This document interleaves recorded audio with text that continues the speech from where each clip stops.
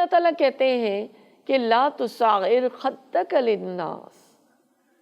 کہ فلاں شخص نے اونٹ کی طرح اپنا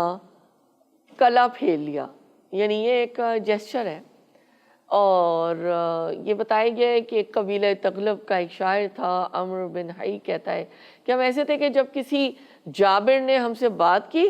تو ہم نے اس کی ٹیڑھ ایسی نکالی کہ وہ سیدھا ہو گیا۔ کہتے ہیں نا کہ اس نے مجھے یہ کہا تو میں نے تو اس کو ٹھیک کر دیا، یا اس نے مجھے یہ بات کہی تو میں نے تو اس کو ایسا کرارا جواب دیا۔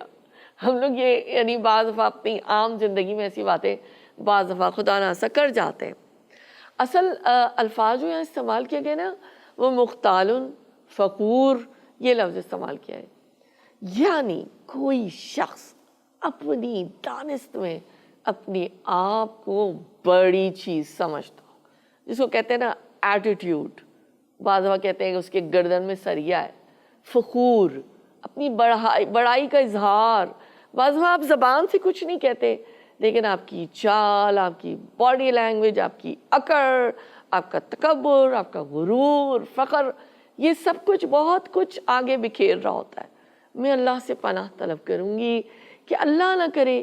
کہ کسی کے، ہم سب کے دماغ میں تکبر کی ایسی کوئی ہوا بھر جائے، کیونکہ ایسی اگر بڑائی ہمارے اندر کوئی ہوگی، ہم اس کو محسوس کریں گے تو یہ ہم اللہ کے پسندیدہ بندوں میں شامل نہیں ہوں گے۔